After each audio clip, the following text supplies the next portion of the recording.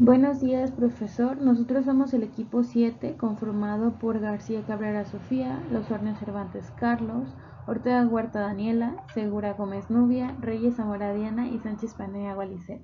Y le vamos a presentar nuestro proyecto final, que es el diseño de un lecho empacado. En este video lo que nosotros le vamos a presentar son nuestros objetivos, una breve introducción, además de la modelación y simulación de nuestro proyecto, y vamos a explicar brevemente la potencia de agitación, la transferencia de calor y de masa. Presentaremos nuestra hoja de especificaciones, el proceso de limpieza y esterilización del bioreactor, una breve discusión, nuestras conclusiones y nuestras referencias. A continuación presentamos los objetivos. Nuestro objetivo general va a ser diseñar y analizar un bioreactor de tipo lecho empacado utilizando las herramientas básicas de ingeniería, así como los tópicos vistos en la materia de ingeniería de bioreactores. Nuestros objetivos específicos van a ser principalmente dos. El primero va a ser establecer y diseñar los parámetros cinéticos del proceso de bioconversión de una cepa de Aspergillus niger para la producción de celulasa, mientras que el segundo va a ser emplear un reactor de leche empacado para la simulación del desarrollo del proceso en esta misma operación. Ahora pasamos a exponer la introducción, características del microorganismo, sustrato y la justificación.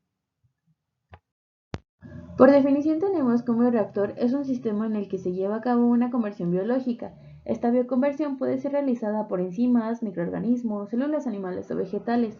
Dentro de sus características se debe asegurar la homogeneidad entre los componentes, las condiciones óptimas para el crecimiento microbiano y la asepsia.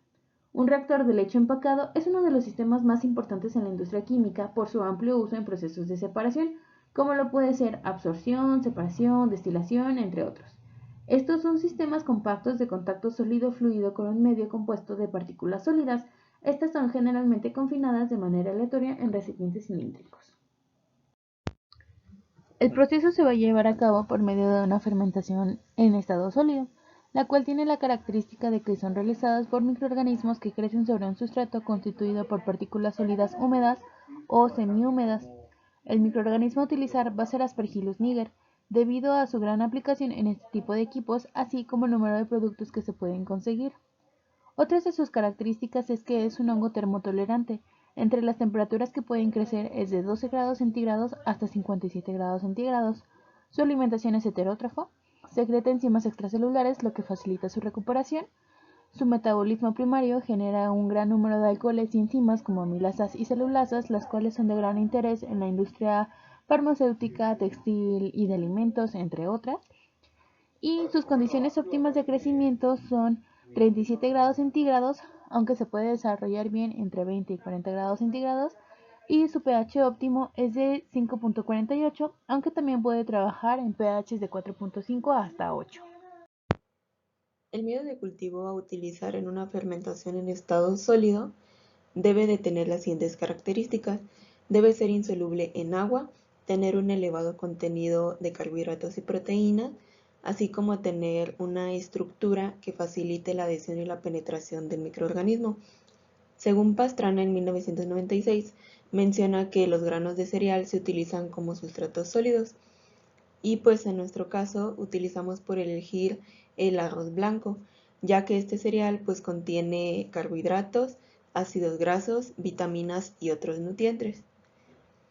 En la práctica llevada a cabo el semestre pasado en el laboratorio de bioconversiones de fermentación en estado sólido, se utilizó para el crecimiento de Aspergillus niger el medio de cultivo con el sustrato arroz y se le añadió diferentes condiciones en donde el mayor crecimiento lo notamos cuando agregamos una sustancia cítrica que sería el limón. Por lo tanto, nosotros también elegimos este medio de cultivo a utilizar en esta práctica. Para utilizar el arroz como sustrato, este debe llevar un pretratamiento, el cual pues se va a tomar cierta cantidad del cereal y se lleva a un proceso de cocimiento con agua. Después se filtra, eliminando así el exceso de agua, y lo único que nos interesa pues es la parte sólida, que sería el arroz, y pues a este se le añade la solución cítrica. Los hongos de la familia Aspergillus se desarrollan en un pH ácido, en donde el limón tiene un pH que va entre 2 y 3, esto según Rodríguez en el 2020. Por lo tanto, proporcionaría las condiciones necesarias para que nuestro hongo se desarrolle en el sustrato. Como justificación tenemos que los lechos empacados han sido ampliamente utilizados debido a las numerosas ventajas que se les encuentra industrialmente. El flujo a través del lecho empacado es relevante en los procesos industriales, por ejemplo, aquellos procesos donde se necesitan caídas de presión, procesos catalíticos, lixiviación, filtración de mezclas, así como donde la transferencia y almacenamiento de energía térmica, solo por mencionar algunos.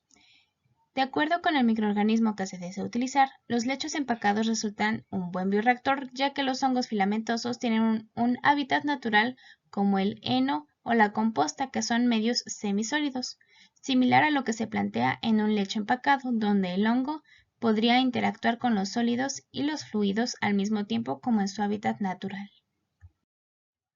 Modelación y simulación. Ahora presentamos la simulación, donde se muestra un comportamiento tentativo de distintas variables. En este caso son 3, que son las concentraciones de biomasa, sustrato y producto respectivamente. En la línea azul tenemos la concentración de biomasa, que se representa con un ligero incremento y después se ve un pico y por último se empieza a disminuir. Después tenemos la línea naranja, que corresponde a la concentración de sustrato, donde se ve una concentración inicial muy alta y que después desciende drásticamente, y por último empieza la línea a tender a la horizontalidad. Por último tenemos la concentración del producto, en la cual se ve primero un incremento importante y después se mantiene constante. Esto obviamente en concentración de gramos sobre litro y en un tiempo transcurrido medido en horas. Los parámetros cinéticos utilizados para realizar esta simulación fueron una KS de 4.43 y una μmax de 0.249, los cuales fueron revisados de acuerdo a la literatura. En la imagen superior derecha se encuentra el algoritmo utilizado para realizar dicha simulación. A continuación revisaremos la potencia de agitación. Antes de pasar al cálculo de la potencia de agitación, vamos a ver un poco sobre la aireación. Nosotros determinamos que nuestro sistema de agitación iba a ser neumático. Esto significa que va a ser por medio de inyecciones de aire. En una torre de leche empacado, el aire es inyectado en la parte inferior de la torre de forma que el gas vaya subiendo, y esto genera un poco más de movimiento en el líquido, lo que hace que haya mayor contacto entre el fluido y nuestros lechos. De forma que para determinar el flujo de aireación tenemos que considerar algunos parámetros, como lo pueden ser factores de forma, los diámetros de nuestro bioreactor, la cantidad de biomasa que se quiere generar, en este caso particularmente sería de celulasa, entre otros. Revisando la bibliografía vimos que Cano establece que una vez que ya se tiene el diámetro del lecho empacado se puede diseñar el sistema de aireación. Ellos optaron por utilizar aspersores de flauta en disposición de cruz, y el aire o la cantidad de aire que ellos utilizaron fue de 0.05 metros por segundo, debido a que según su investigación corresponde a un valor promedio de flujo con el que se ha llevado a cabo varios experimentos de forma satisfactoria con hongos filamentosos en bioreactores de leche empacado, lo cual también es nuestro caso. Por lo tanto, podemos considerar que esta es una buena referencia para considerar nuestra aireación. Pasando a la agitación, sabemos que se puede clasificar principalmente en dos clases, que sería la agitación neumática y la mecánica. La neumática es a partir de inyección de aire, mientras que la mecánica es a partir de el uso de un motor y de un impulsor que generan movimiento en nuestro fluido. De igual forma, vemos que, de acuerdo con Castillo, un sistema de agitación también se puede clasificar dependiendo de diferentes criterios, dentro de los cuales algunos de los criterios son el modelo de flujo producido, la viscosidad del fluido, la relación entre el diámetro del agitador y el tanque en el caso de la agitación mecánica y el tipo de régimen. Sin embargo, revisando más bibliografía, vimos que dentro de los lechos empacados no se presenta una agitación mecánica como tal, sino que como tal la agitación que ellos utilizan es neumática. Por lo tanto, la potencia de agitación en este caso que nosotros tendríamos que considerar no sería potencia no gaseada, más bien sería solamente la potencia gaseada. Procediendo a la parte del cálculo de la potencia gaseada, vamos a empezar con la fórmula. La fórmula nos indica que la potencia gaseada es igual al porcentaje de la potencia no gaseada relativo al porcentaje de potencia gaseada multiplicado por la potencia no gaseada. Después tenemos que la potencia no gaseada es igual al número de potencia por densidad por velocidad del impulsor al cubo por diámetro del impulsor a la quinta potencia. Sin embargo, al nosotros no estar considerando una agitación mecánica, no tenemos un impulsor, por lo tanto no tenemos ni diámetro ni velocidad del impulsor. De igual forma, aunque sí tenemos la densidad y podríamos calcular el número de Reynolds, no tenemos un impulsor que nos ayude a leer el número de potencia, por lo tanto no nos es posible calcular el valor de la potencia gaseada en este caso.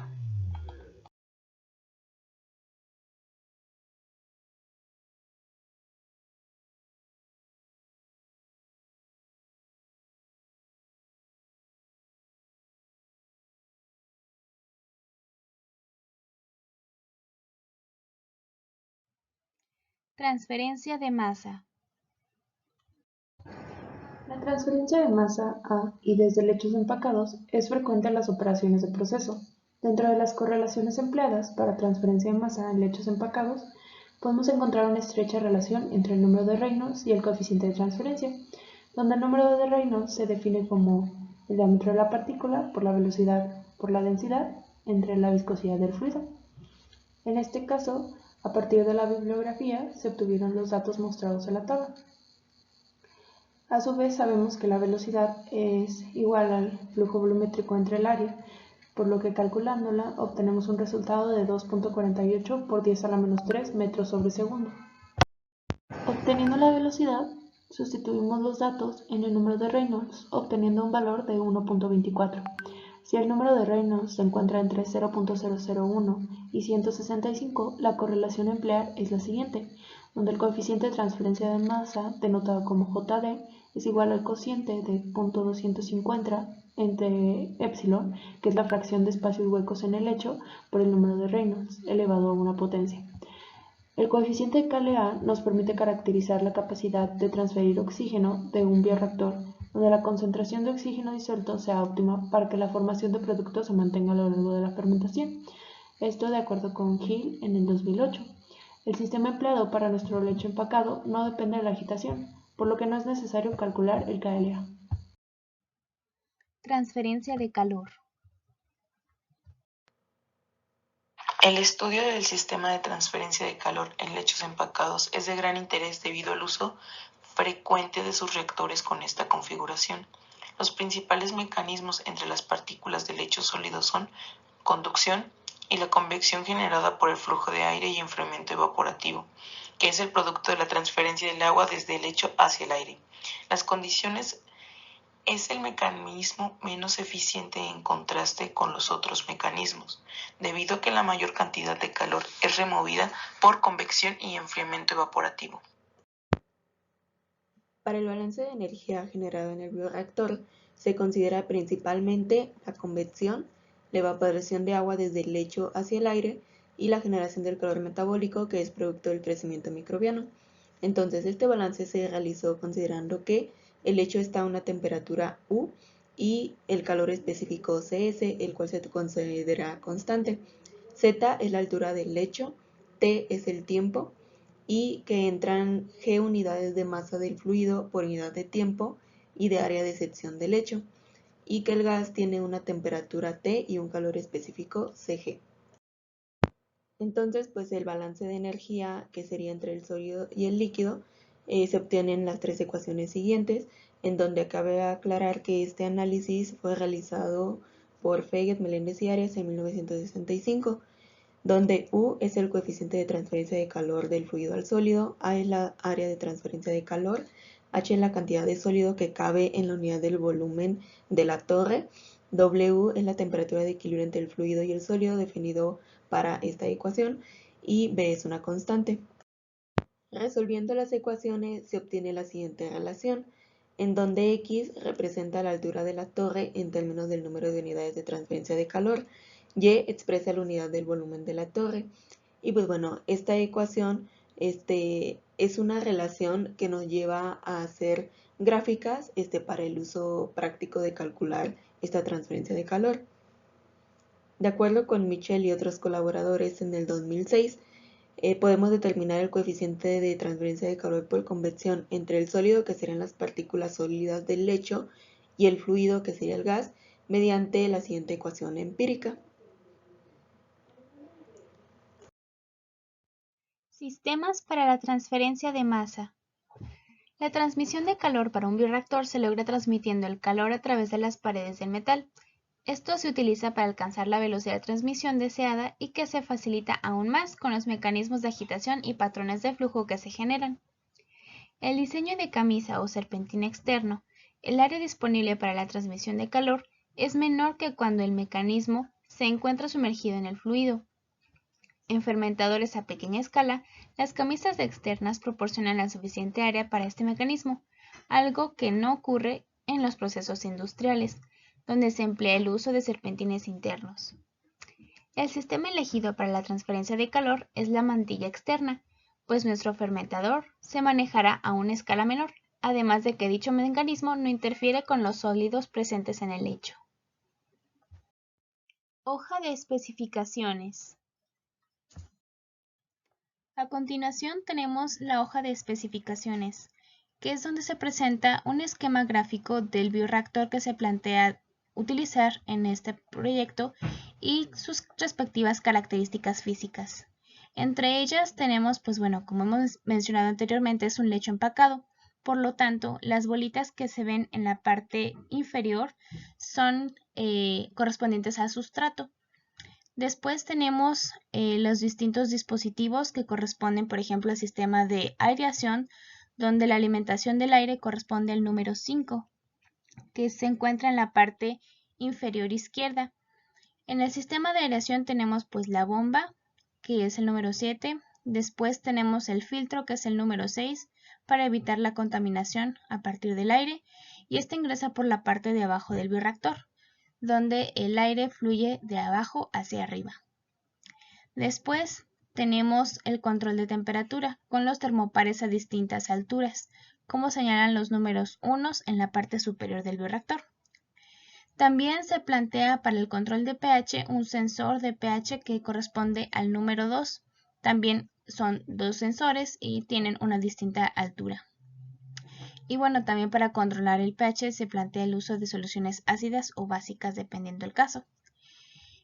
Para el sistema de esterilización se plantea una entrada de vapor que corresponde al número 8 en la parte inferior derecha y un manómetro para controlar la presión que corresponde al número 9. Para la toma de muestra se tiene un puerto de muestreo que corresponde al número 10 en la parte superior izquierda y después el número 11, que es el filtro para también evitar contaminación por esta parte. Por último, se tienen tuercas de bloqueo y seguridad que corresponden al número 12, esto para que las tapas, por ejemplo, del bioreactor se encuentren bien selladas. Limpieza y esterilización. Limpieza y esterilización. La esterilización es la muerte o eliminación de todo microorganismo. Ocurre en cada una de las etapas que está constituido el ciclo de esterilización. El ciclo de esterilización es sumamente importante para el bioreactor debido a cualquier bacteria u hongo. Existen diferentes métodos para esterilizar. Sin embargo, los más comunes son calor seco, nanopartícula de plata, radiación, filtración y calor húmedo. Se llevará a cabo una esterilización in situ, donde la combinación habitual de tiempo-temperatura escogida es de 121 grados centígrados durante 15 minutos según Roviolotti y Couso en 2011. La cinética de esterilización denota el número de contaminantes presentes en el medio crudo con N subíndice 0 y N subíndice F, que es el número final de contaminantes después de enfriar a temperatura del bioprocesamiento, que tiene que ser a 0.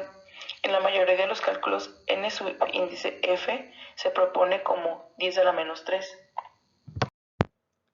La ecuación de esterilización para bajar la carga microbiana es el logaritmo del número total de microorganismos presentes en el medio crudo sobre el número de microorganismos totales después del bioprocesamiento. Esto es igual a la constante de muerte por el tiempo, en donde Kd pues, es la constante de muerte específica que está relacionada con la especie contaminante y la temperatura.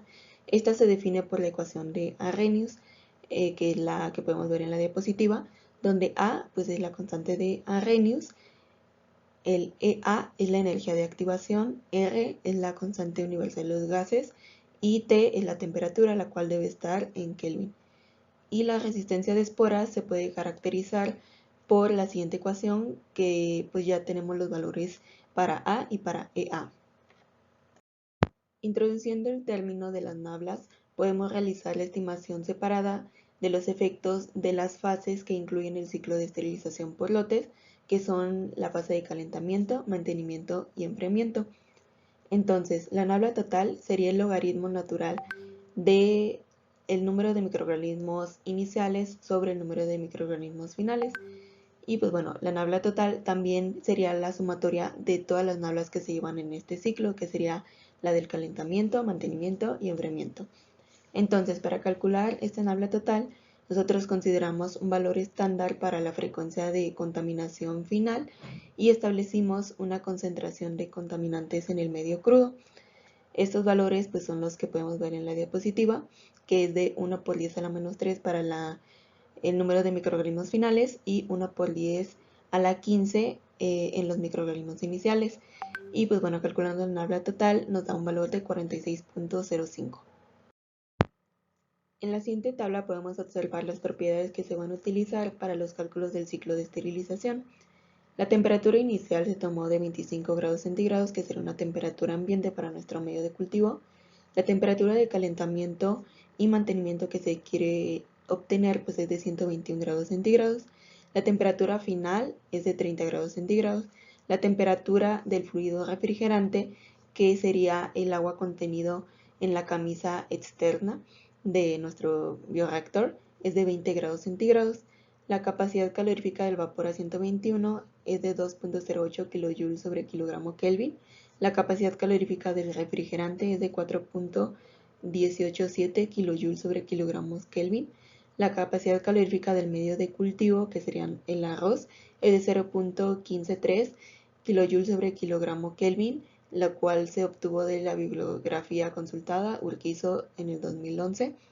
La entalpía del medio de cultivo, que se calculó, posteriormente mostraremos los cálculos, que es de 2.626 kJ por kilogramo. El volumen del tanque, que es de 0.009 metros cúbicos. El diámetro del tanque, 0.16 metros. La altura del tanque, 0.45 metros. La altura de nuestro lecho, que sería de 0.16 metros. La densidad del medio de cultivo, que sería el arroz, es de 1.400 kilogramos sobre metro cúbico, según Pozzolo en el 2014. La masa del medio de cultivo es de 0.00366 kilogramos. El flujo másico del vapor, lo cual nosotros establecimos, es de 0.1 kilogramos sobre hora. El flujo másico del refrigerante sería de 1 por 10 a la 5 kilogramos sobre hora. Para calcular la entalpía del medio de cultivo, nosotros calculamos la diferencia entre la entalpía del vapor saturado a 121 grados centígrados menos la entalpía a 25 grados centígrados. Esto nos dio un valor de 2.626 kJ sobre kilogramo. Estos valores los obtuvimos del libro de Sengel en el 2012. Para calcular la masa del medio de cultivo, sabemos que la masa es igual a la densidad por el volumen. Entonces, primero debemos de calcular el volumen de nuestro lecho. Este volumen fue calculado considerando los factores de forma estándar que mencionan que el diámetro del tanque debe ser igual a la altura del líquido, en nuestro caso sería del lecho. Este valor es de 0.16 metros, por lo tanto nuestro volumen del lecho es de 0.0032 metros cúbicos. Y calculando así la masa, que es la densidad por el volumen, nos da un valor de 4.48 kilogramos. Después procedimos a calcular las nablas de calentamiento, enfriamiento y mantenimiento, siendo que la temperatura de esterilización es de 121 grados centígrados. La ecuación de la nabla de calentamiento es la que podemos ver en la diapositiva. En la integral pasada podemos observar que la temperatura está en función del tiempo, por lo tanto necesitamos una ecuación que relacione la temperatura en el tiempo. Esta ecuación va a depender ya sea si es calentamiento o el enfriamiento. Por lo tanto, podemos usar la ecuación para el calentamiento, que es la siguiente, en donde T es la temperatura de esterilización a la cual queremos llegar, T0 sería la temperatura inicial del medio de cultivo, H es la entalpía del medio de cultivo, S sería el flujo másico del vapor, T sería el tiempo, que sería la variable que estamos buscando, Cp sería la capacidad calorífica del medio de cultivo y M sería la masa del medio de cultivo. Entonces, sustituyendo los valores y calculando el tiempo, que es lo que nos interesa, nos da un resultado del tiempo de calentamiento de 0.25 horas. Entonces, la ecuación queda de la siguiente forma. Esta ecuación se sustituye en la tabla de calentamiento para así encontrar su valor. El valor de la tabla de calentamiento, ya calculando la integral, nos da un valor de 1.55.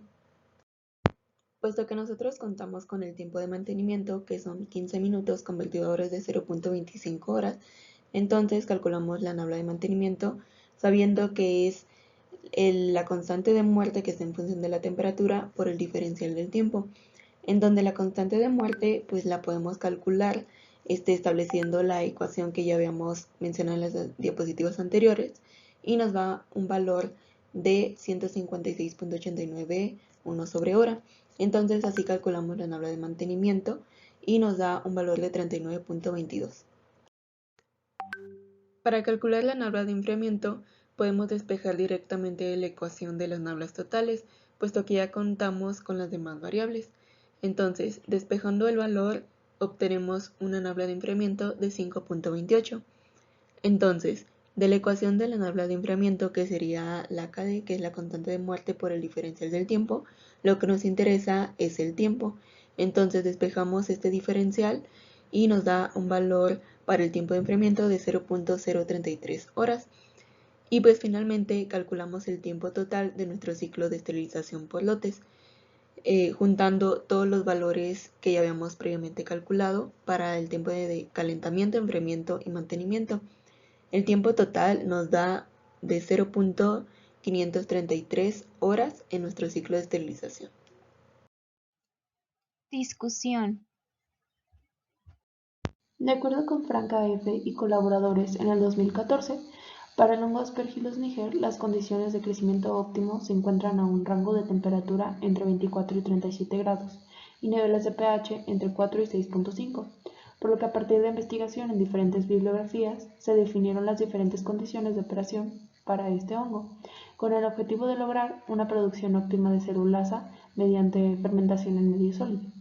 Dentro de las condiciones que influyen en una producción óptima del producto dependerá de la elección del sustrato, el tipo de fermentación, las condiciones de temperatura y el tiempo de producción, entre otras condiciones. Por lo que las condiciones a emplear mostraron ser un pH de 6 con una temperatura de 30 grados centígrados con un tiempo de producción de 2 horas para fermentación en estado sólido, empleando como sustrato el arroz.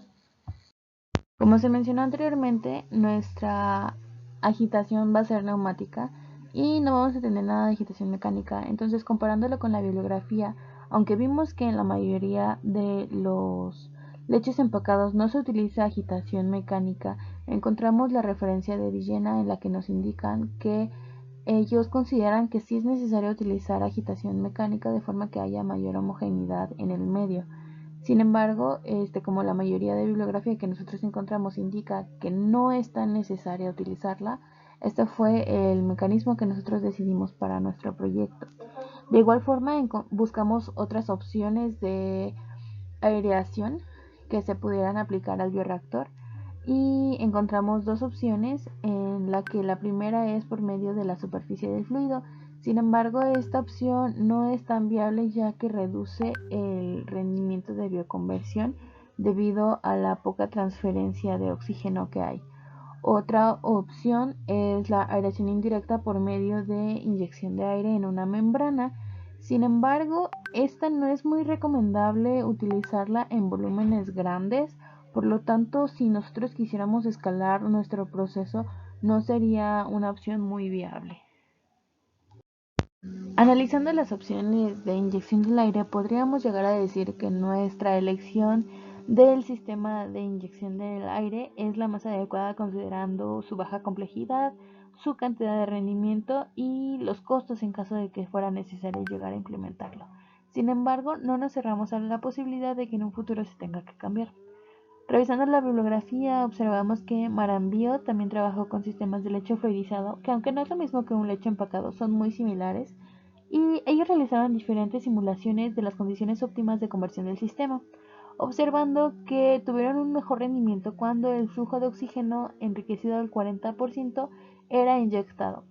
Por lo tanto, si nosotros considerábamos inyectar 0.05 metros por segundo de aire, nada sería necesario revisar que si estuviera enriquecido en este porcentaje. De igual forma, para nuestro bioreactor de leche empacado que queremos diseñar, nuestra aireación constituye un papel muy importante, ya que nuestro microorganismo, que es Aspergillus niger, es aerobio. Por lo tanto, es necesario que tenga oxígeno de forma constante para que pueda generar el producto y la transformación de la biomasa. Para la parte de transferencia de masa y calor, la columna o lecho empacado es uno de los sistemas más importantes en la industria química, por su amplia utilización en operaciones de transferencia de masa. A su vez, estos pueden ser clasificados de acuerdo con su utilidad y su eficiencia de colección, que va del 80 al 99% de rendimientos, ya sea de transferencia de masa o calor, de acuerdo con Bendek y colaboradores en el 2010. Por lo que una vez que se determinó el régimen presente en el lecho empacado, podemos relacionar este valor con la correlación adecuada para el cálculo de la transferencia de masa, la cual está dada por la ecuación mostrada, para un Reynolds entre 0.001 y 165. Entre los principales mecanismos de transferencia de calor se encuentra la conducción entre partículas del lecho sólido, la convección generada por el flujo de aire y el enfriamiento evaporativo, producto de la transferencia de agua desde el lecho hacia el aire. De los tres mecanismos mencionados, la conducción es el menos eficiente. La mayor cantidad de calor es removida del sistema debido a los diferentes fenómenos de convección y enfriamiento evaporativo. Asimismo, en los procesos a nivel de laboratorio, que es pequeña escala, la relación de la superficie externa al volumen es mucho mayor y por ello las pérdidas de calor a través de la pared del recipiente, por lo que normalmente se requiere calentarlas más que refrigerarlas. Por lo tanto, el sistema seleccionado para la transferencia de calor para el lecho empacado es la mantilla. Dado que nuestro bioreactor tiene un volumen de 9 litros, se diseñó el ciclo de esterilización optando por el método de esterilización in situ, donde la combinación habitual de tiempo-temperatura escogida es 121 grados centígrados sobre 15 minutos. Stamburi en 1984 menciona que al conocer los perfiles de temperatura contra tiempo de ambas etapas, se puede determinar la contribución del factor Nabla en estos periodos, y al calcular estos parámetros se determinó el tiempo en la etapa de mantenimiento, utilizando la metodología del mismo autor, obteniendo un tiempo total de esterilización de 0.53 horas. Por último, presentamos las conclusiones. Las celulosas son enzimas que hidrolizan enlaces 1,4 beta-D-glicosídicos de celulosa, lignina y beta-D-glucanos, y por ello tienen diversos usos, tales como la producción de alimento para ganado, industria textil, industria alimentaria, producción de bioetanol, para la hidrólisis de residuos lignocelulósicos. Sin embargo, el alto costo de las celulosas es una de las principales barreras económicas para lograr la factibilidad del proceso. Debido a esta problemática, se decidió realizar un análisis de distintas metodologías para establecer las condiciones más óptimas para la producción de esta, donde podemos concluir que se realizó un análisis completo a los distintos componentes presentes en un lecho empacado, así como las condiciones necesarias para implementar un escalamiento, identificando sus aplicaciones en la industria actualmente. Para este proyecto nos enfocamos en el hongo Aspergillus niger, implementando sus condiciones óptimas de crecimiento e identificando los mejores rendimientos dependiendo de la composición del sustrato. Asimismo, se determinan los factores de forma adecuados en función de una demanda. Referencias.